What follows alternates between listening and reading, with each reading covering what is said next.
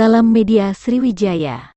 Sebuah video rekaman CCTV penganiayaan yang diduga dilakukan oleh oknum anggota DPRD Kota Palembang viral di Instagram.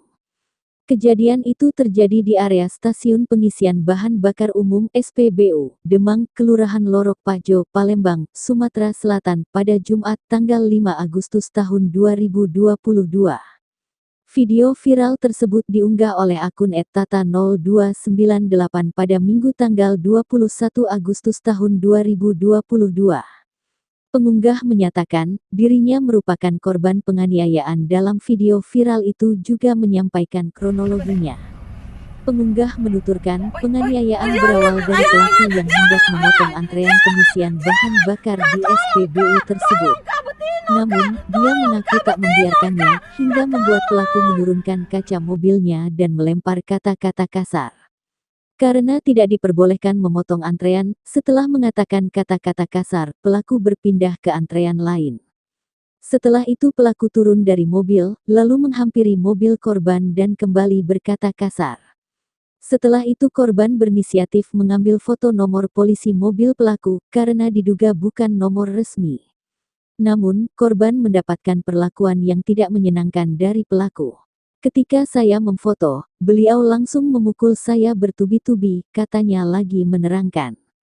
Atas peristiwa tersebut, dia mengaku mengalami lebam dan sakit di lengan, kepala, bibir, dan terasa sakit di jari manis sebelah kiri. Dia mengatakan, sudah melaporkan kejadian tersebut ke pihak berwajib tepat di hari kejadian. Dan ternyata pemilik mobil adalah seorang anggota DPR Kota Palembang, seperti dikutip dari Instagram Tata0298.